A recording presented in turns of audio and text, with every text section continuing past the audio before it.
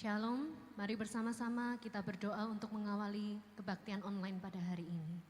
Sungguh hati kami berlimpah-limpah atas pengucapan syukur Tuhan. Kami berterima kasih atas hari ini yang begitu indah luar biasa Tuhan. Atas kebangkitan-Mu yang Kau nyatakan atas setiap kami Tuhan. Terima kasih Bapa.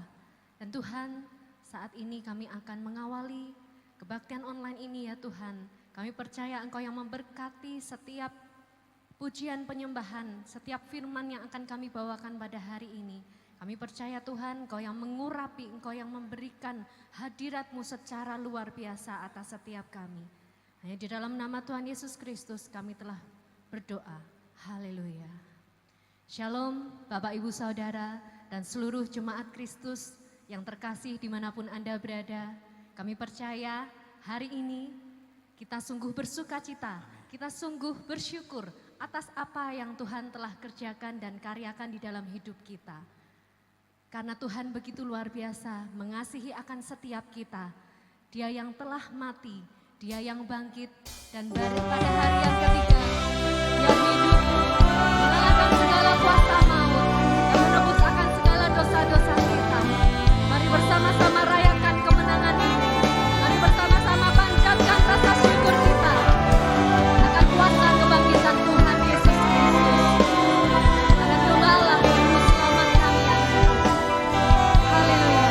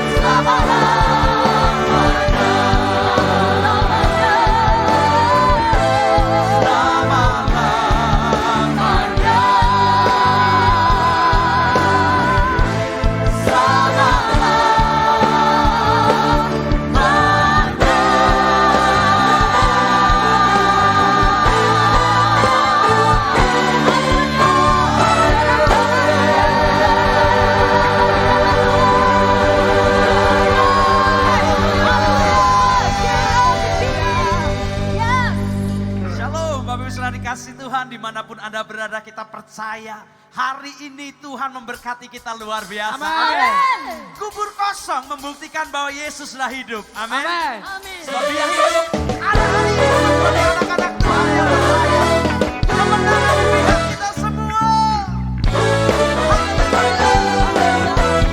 nyatakan hati kita percaya. Sebab Dia hidup. Ada hari esok bagi kita semua.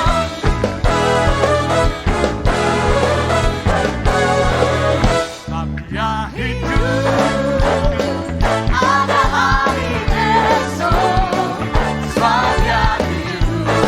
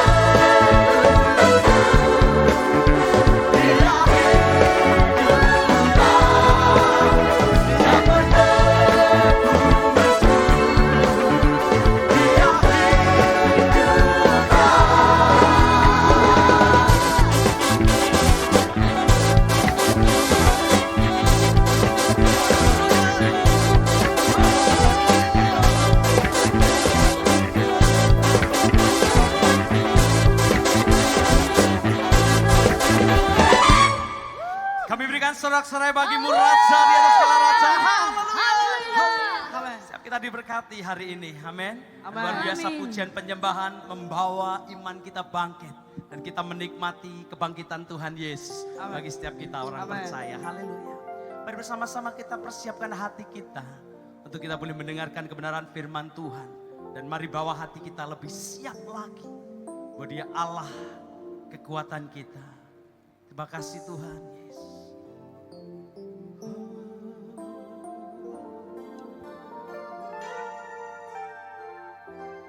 Engkaulah kekuatanku, Engkaulah kemuliaanku, Engkaulah segalanya.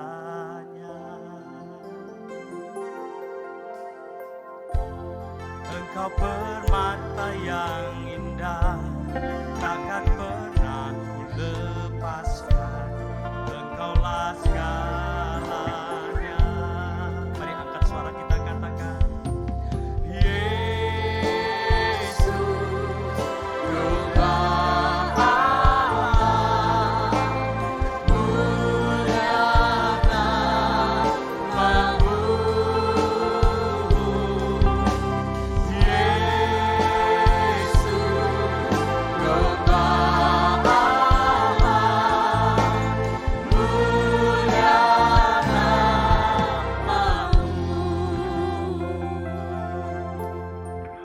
Katakan Engkaulah kekuatan kami.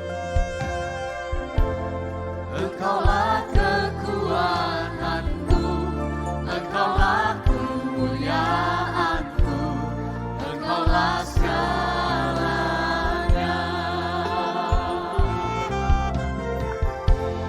Engkau permata yang indah, takkan pernah ku lepaskan. Engkaulah segalanya. Mari berseru panggil namanya Yesus. Yesus.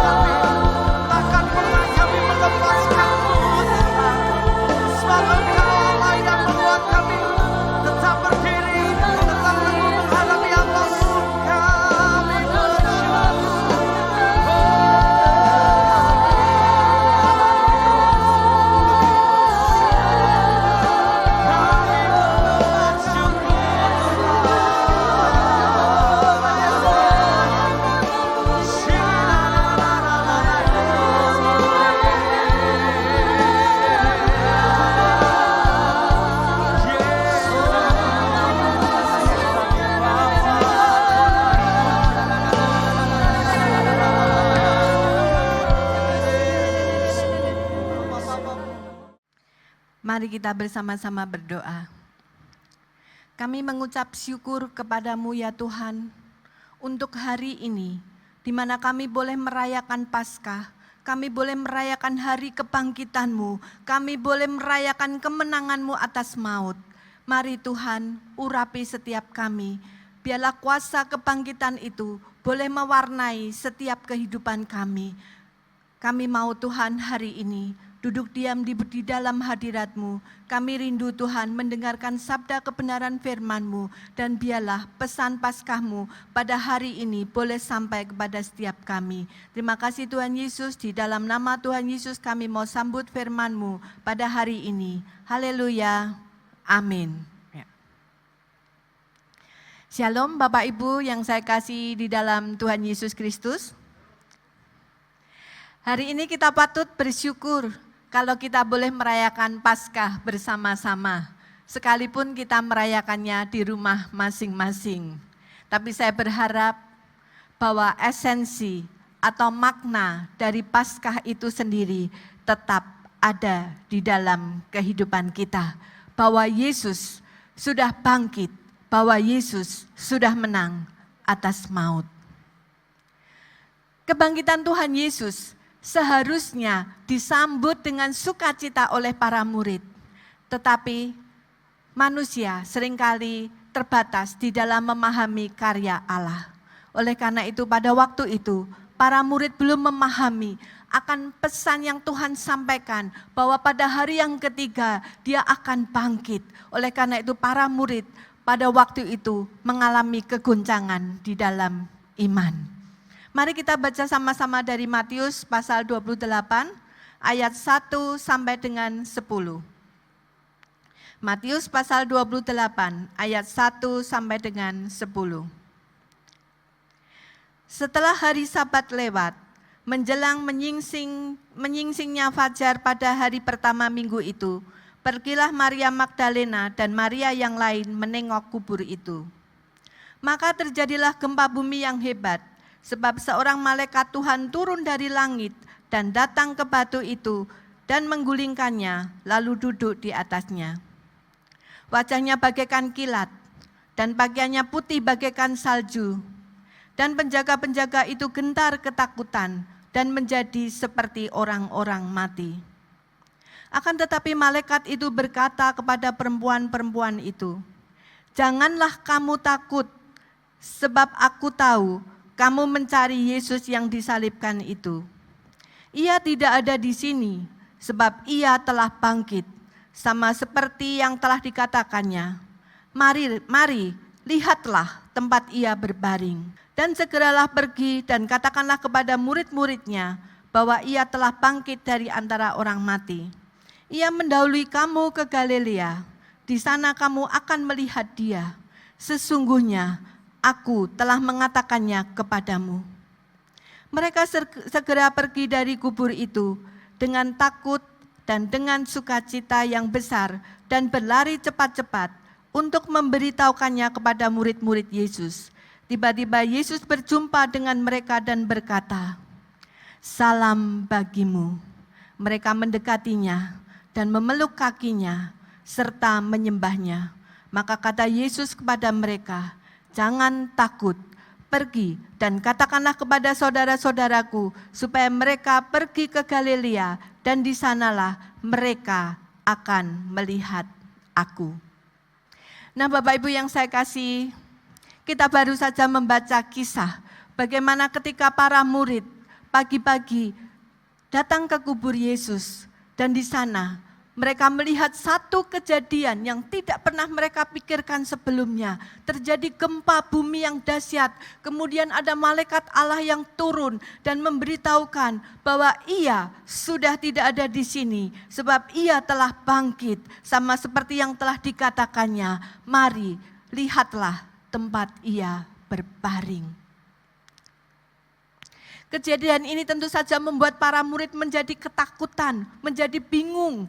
Tetapi malaikat itu juga berpesan, jangan takut. Nah Bapak Ibu yang saya kasih, ini adalah pesan yang disampaikan malaikat kepada para wanita itu. Jangan takut, Dan setelah mereka pergi meninggalkan kubur itu, hendak memberitahukan kepada para murid yang lain. Di tengah jalan mereka berjumpa dengan Tuhan. Dan pesan yang sama Tuhan sampaikan kepada para murid, jangan takut. Mengapa pesan jangan takut sampai harus diulang oleh Tuhan Yesus? Karena Tuhan Yesus tahu bahwa para murid pada waktu itu sedang tergoncang imannya. Bahkan sebelum peristiwa itu terjadi, Tuhan Yesus sudah mengetahuinya bahwa para murid akan mengalami kegoncangan iman ketika Tuhan Yesus ditangkap, dihakimi, diadili, dan kemudian juga harus disiksa mati di atas kayu salib. Di dalam Matius 26 ayat 31 dikatakan, maka berkatalah Yesus kepada mereka, malam ini kamu semua akan tergoncang imanmu karena aku, sebab ada tertulis, aku akan membunuh gembala dan kawanan domba itu akan tercerai-berai. Nah Bapak Ibu yang saya kasihi, takut itu adalah sesuatu yang wajar. Takut itu manusiawi. Tetapi yang harus kita ingat, respon kita pada saat takut itu harus benar, karena respon kita akan menentukan langkah kehidupan kita selanjutnya. Kalau kita terus-menerus di dalam ketakutan, itu akan membuat kita menjadi seorang penakut. Kita akan diliputi oleh rasa stres, dan bahkan tidak jarang yang mengalami depresi dan menjadi gila hanya gara-gara takut yang dialami berkepanjangan. Oleh karena itu respon saat kita menghadapi rasa takut itu sangat penting dan sangat menentukan. Contoh, ada orang yang takut mengalami kemiskinan. Nah, respon yang benar saat kita mengalami ketakutan untuk menjadi orang miskin adalah belajar, memahami dengan sungguh-sungguh bidang yang sedang kita geluti, bidang yang sedang kita kerjakan, sehingga kita bisa mengerjakannya secara maksimal. Dan selain itu tentu saja kita harus mendekat kepada Tuhan, kita meminta hikmat, kita meminta berkat dari Tuhan. Itu adalah respon yang positif.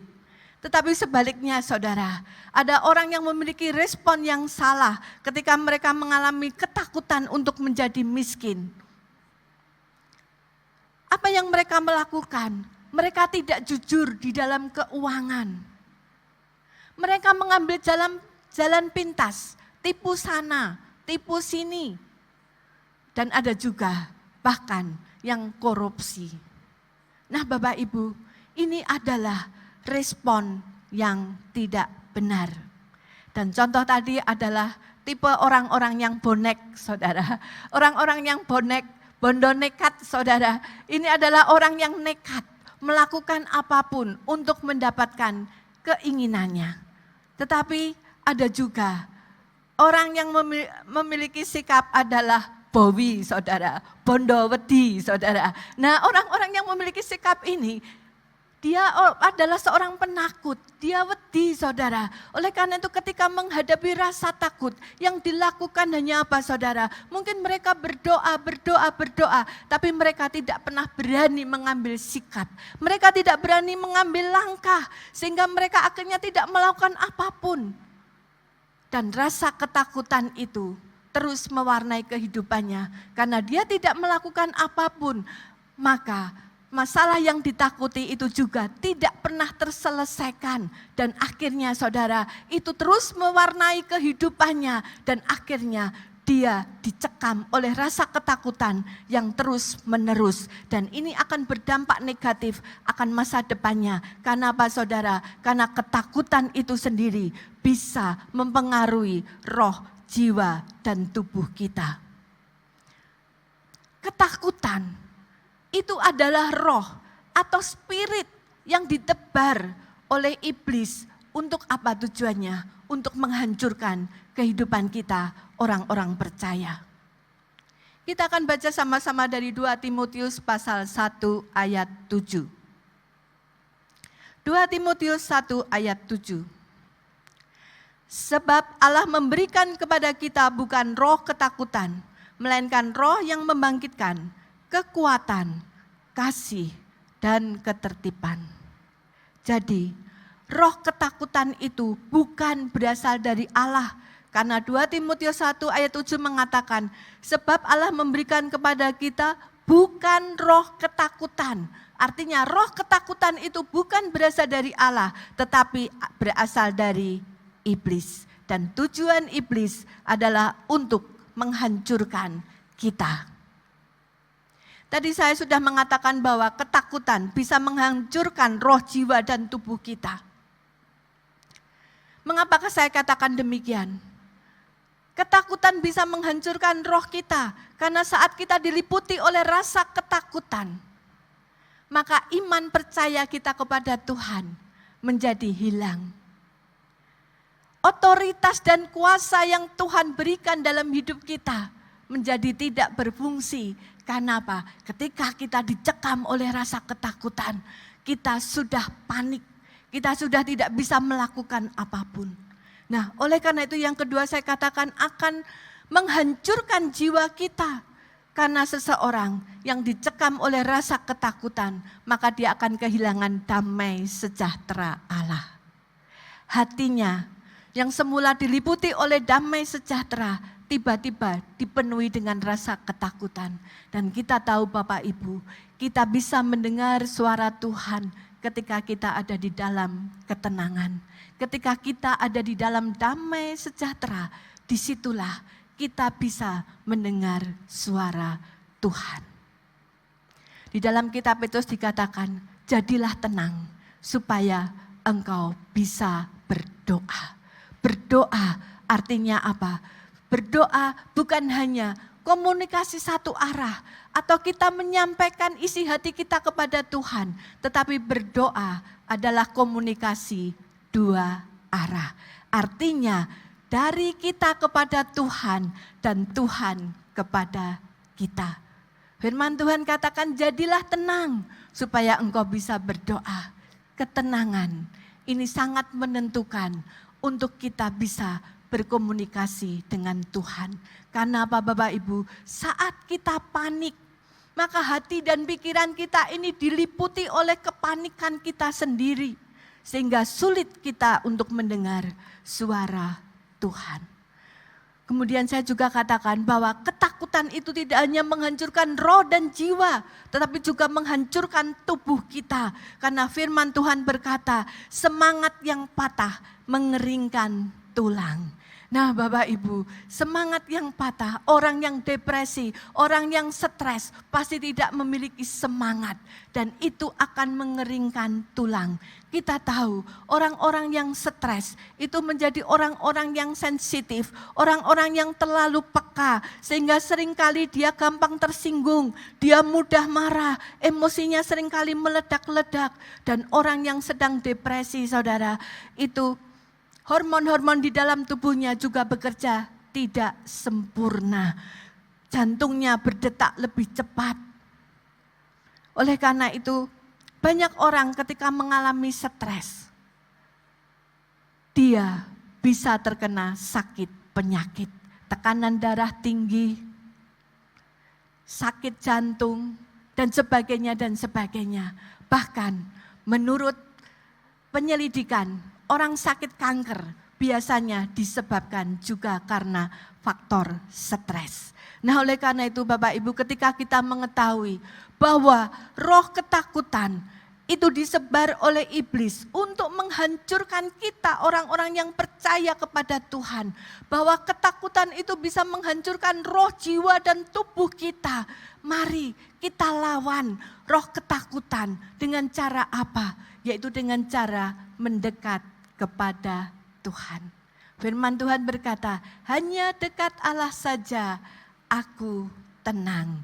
Nah oleh karena itu Bapak Ibu, mari kita mendekat kepada Tuhan. Kita naikkan puji-pujian syukur kepada Tuhan. Kita masuk di dalam hadirat Tuhan. Saya percaya ketika kita ada di dalam hadirat Tuhan, maka ketenangan itu, damai sejahtera itu akan kembali menjadi milik kita. Ingat bahwa ketakutan itu secara tidak langsung menjadi iman negatif dalam kehidupan kita. Ketakutan itu seperti magnet yang bisa menarik kita lebih dekat lagi kepada sesuatu yang kita takuti. Kita baca Ayub 3 ayat 25. Karena yang kutakutkan itulah yang menimpa aku, dan yang kucemaskan itulah yang mendatangi aku. Nah, kita tahu bahwa Ayub sudah pernah mengalami bahwa apa yang ditakutkan itu justru mendatangi Ayub. Oleh karena itu Bapak Ibu, mari kita jangan pernah membiarkan rasa takut itu menghantui kehidupan kita. Mari kita mau lawan rasa takut itu. Bukankah di Yesaya 41 ayat 10 Tuhan berkata, janganlah takut sebab aku menyertai engkau. Janganlah bimbang sebab aku ini Allahmu. Aku akan meneguhkan, bahkan akan menolong engkau. Aku akan memegang engkau dengan tangan kananku yang membawa kemenangan. Haleluya, puji Tuhan bahwa ini janji Tuhan yang luar biasa buat kita semua. Jangan takut sebab Tuhan menyertai kita. Jangan bimbang sebab Tuhan adalah Allah kita yang akan meneguhkan, bahkan menolong kita. Dan Tuhan berjanji Dia akan memegang tangan kita, membawa kemenangan demi kemenangan. Kita harus percaya bahwa Allah turut bekerja di dalam segala sesuatu. Kita baca Roma 8 ayat 28. Kita tahu sekarang bahwa Allah turut bekerja dalam segala sesuatu untuk mendatangkan kebaikan bagi mereka yang mengasihi Dia, yaitu bagi mereka yang terpanggil sesuai dengan rencana Allah. Rasul Paulus berkata, kita tahu sekarang bahwa Allah turut bekerja di dalam segala sesuatu. Artinya di dalam keadaan apapun Tuhan turut bekerja. Di dalam hari-hari ini pun Tuhan turut bekerja. Sekalipun virus corona sedang melanda bangsa dan negara kita, tetapi percayalah Allah ada di dalamnya. Allah turut bekerja dan tugas kita cuma satu, mengasihi Dia. Tuhan berjanji bagi anak-anaknya yang mengasihi Tuhan, maka Tuhan akan turut bekerja di dalamnya untuk mendatangkan kebaikan, untuk menuntun, membawa kepada kemenangan demi kemenangan. Saudara ingat bagaimana burung Raja Wali melatih anak-anaknya untuk bisa terbang. Kita baca Ulangan 32 ayat 11 sampai 12a. Ulangan pasal 32 ayat 11 dan 12 bagian A. Laksana Raja Wali menggoyang bangkitkan isi sarangnya, melayang-layang di atas anak-anaknya, mengembangkan sayapnya, menampung seekor dan mendukungnya di atas kepaknya. Demikianlah Tuhan sendiri menuntun dia. Tuhan berfirman, laksana Raja Wali, seperti Raja Wali menggoyang bangkitkan isi sarangnya. Kita tahu Bapak Ibu bahwa induk Raja Wali ketika dia tahu bahwa anak-anaknya sudah waktunya dilatih untuk terbang, maka induk Raja Wali ini akan terbang menggoncang sarang daripada anak-anak itu. Tujuannya apa? Ketika digoncang, anak-anak itu bisa terlempar keluar dari sarangnya. Dan pada saat itulah anak-anak Raja Wali akan mencoba mengepakkan sayapnya dan belajar untuk terbang. Nah pertanyaannya, bagaimana kalau anak Raja Wali ini belum siap untuk terbang? Maka sang induk itu akan terbang di bawahnya. Dia akan mendukung anaknya yang terjatuh itu dan membawanya kembali ke dalam sarangnya. Dan itu dilakukan terus menerus sampai anak-anak Raja Wali itu siap terbang dan menjadi Raja Wali yang dewasa. Demikian juga dengan Bapa kita di surga. Dia tahu ada saatnya kita anak-anaknya untuk terbang bersama dengan Tuhan. Tuhan tidak mau kita di dalam kondisi stagnan. Tuhan rindu kita menjadi kepala bukan ekor. Oleh karena itu Tuhan rindu kita bisa terbang bersama Tuhan. Dan seringkali tanpa sadar kita seperti anak Raja Wali. Kita memilih stay, kita memilih diam di sarang kita yang sudah nyaman. Banyak anak-anak Tuhan ketika mengalami rasa nyaman, dia akan stay di tempat itu.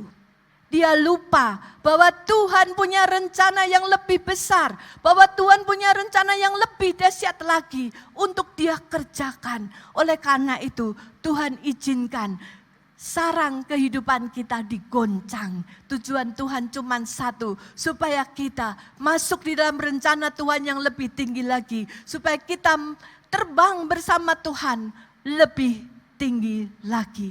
Memang saudara, pada saat digoncang, itu rasanya tidak enak. Seperti anak-anak Raja Wali, ketika digoncang, mungkin ada rasa ketakutan.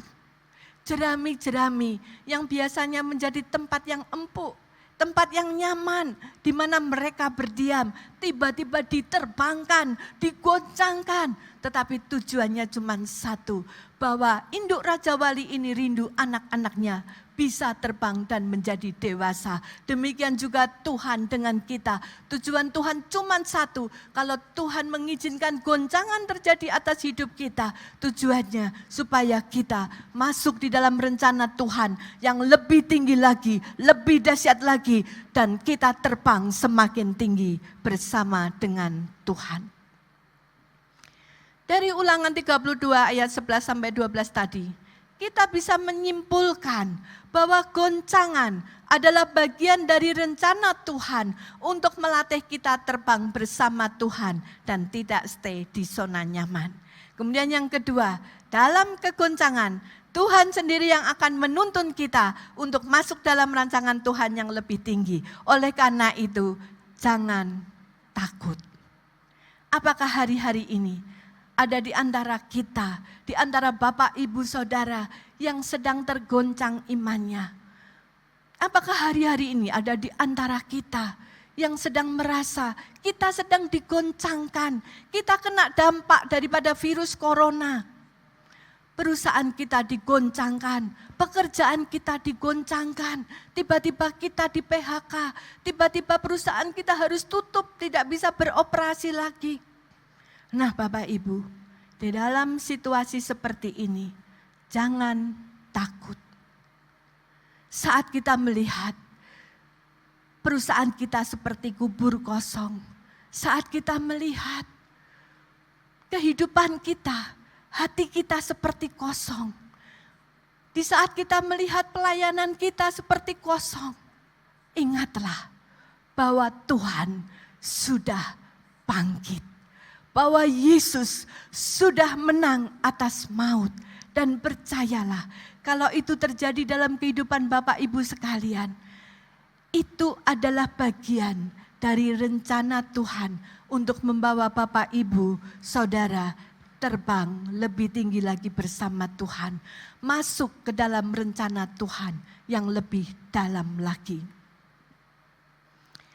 Kalau kita melihat peristiwa Paskah, bangsa Israel pada malam Paskah, saat itu mereka semua ketakutan.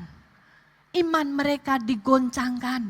Karena apa Bapak Ibu? Karena semua daripada anak sulung bangsa Mesir, semua meninggal. Otomatis jerit tangis daripada orang Mesir pada waktu itu sangat menyayat hati. Kita bisa bayangkan saudara situasi seperti saat itu. Hari-hari ini saja dampak virus corona, beberapa orang meninggal. Dalam satu hari mungkin ratusan, ribuan orang meninggal. Itu aja sudah membuat kita panik. Bagaimana dengan kejadian pada waktu itu? Seluruh daripada anak sulung bangsa Mesir, semuanya meninggal dunia. Tetapi kita tahu bahwa itu adalah bagian daripada rencana Tuhan untuk membawa bangsa Israel keluar dari Mesir, keluar dari tanah perbudakan, masuk ke tanah perjanjian.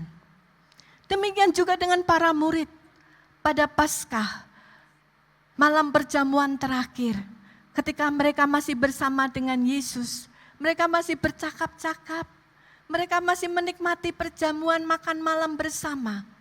Mereka mungkin masih bersuka cita. Mereka belum tahu apa yang akan terjadi. Tetapi apa yang mereka alami setelah Tuhan Yesus keluar dari makan malam Paskah bersama. Kemudian Tuhan Yesus mengajak mereka untuk ke Taman Getsemani.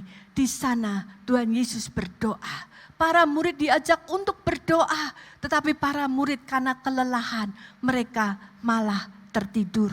Sementara Tuhan sedang bergumul secara dahsyat dan luar biasa. Sampai dia berteriak kepada Bapanya di surga, "Jikalau engkau berkenan, biarlah cawan ini lalu daripadaku. Tapi jangan kehendakku yang jadi, kehendakmulah yang jadi." Ini adalah pergumulan secara spiritual yang sangat luar biasa. Yang Yesus alami sampai peluhnya berupa butir-butiran darah. Ini tanda situasi ketakutan yang amat sangat. Sementara para murid yang diajak berdoa sudah tertidur. Dan kemudian Tuhan Yesus membangunkan para murid dan mengajak mereka keluar dan mengatakan, "Waktuku sudah tiba." Dan apa yang mereka lihat, tiba-tiba Yesus ditangkap. Yesus kemudian dihakimi, kemudian Yesus dimahkotai duri, kemudian Yesus harus memikul salib dengan tertatih berjalan ke Bukit Golgota, dan di sana dia harus mati disalibkan. Para murid melihat semua kejadian, mereka semua ketakutan. Mereka sudah tidak ingat lagi semua pesan yang Tuhan sampaikan kepada mereka. Mereka dalam posisi panik, mereka dalam posisi ketakutan. Tuhan izinkan goncangan iman ini terjadi atas para murid.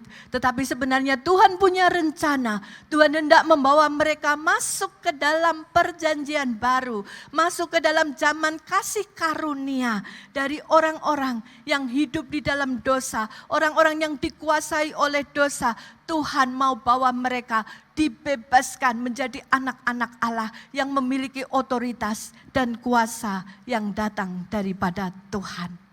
Melalui Paskah, Tuhan hendak berikan kuasa kebangkitannya atas setiap kita, agar kita menjadi raja walinya Tuhan, yang siap terbang sekalipun badai menerpa, tetap terbang semakin tinggi bersama Tuhan. Ini yang Tuhan rindukan atas kita semua. Jangan pernah kita menjadi burung gereja yang suka balelo, saudara. Seringkali hinggap di panti-panti pijat. Tetapi Tuhan mau hari ini kita menjadi raja walinya Tuhan, yang tetap terbang tinggi sekalipun badai menerpa. Mari saudara, kita masuk di dalam perenungan pribadi. Di hari Paskah ini, sudahkah kita menerima kuasa kebangkitannya? Mungkin hari ini engkau melihat usaha pekerjaanmu seperti kubur kosong. Lumbung ekonomimu seperti kubur kosong. Bahkan hidupmu terasa kosong. Bangkitlah. Bangkitlah. Percayalah bahwa Yesus sudah bangkit. Bahwa Yesus sudah menang atas maut. Yesus sanggup memulihkan keadaanmu. Terus berharap kepadanya. Hidup di dalam pewahyuan firman. Dengarkan tuntunannya. Jangan keraskan hatimu. Cintai dan lakukan firman. Nikmati setiap proses. Belajar bersyukur dan tetap bergerak maju. Jadilah the strong rider, penakluk badai. Tetap terbang walau badai menerpa. Kita kuasai badai, sebab kuasa kebangkitannya, otoritasnya, kuasanya sudah diberikan kepada kita. Jangan takut, pesan Tuhan bagi kita semua pada hari ini. Haleluya, amin. Ada banyak hal-hal di dunia yang terkadang bisa membuat kami takut Tuhan. Tapi kami tahu Tuhan, Engkau ada di pihak kami. Amin. Firman-Mu ada di dalam hidup kami. Amin. Kami tidak akan menjadi takut Tuhan. Bahkan biarlah kami tidak akan menjadi penakut Tuhan. Yes. Kami tahu Tuhan, segala cobaan, segala ujian, segala hal, segala perkara yang mendera kami saat ini Tuhan. Biarlah kami tahu ini adalah sebuah ujian. Yang ketika kami menang di dalam ujian ini Tuhan, maka kami boleh menikmati kemuliaan, kemenangan yang daripadamu ya Tuhan. Amin. Amin. Bapa, kami berdoa untuk setiap jemaat Tuhan, dimanapun mereka berada, di rumah, dimanapun ya Tuhan. Kiranya berkat kekuatan-Mu senantiasa ada menyertai mereka. Amin. Tetap memiliki iman percaya di dalam Engkau ya Tuhan. Amin.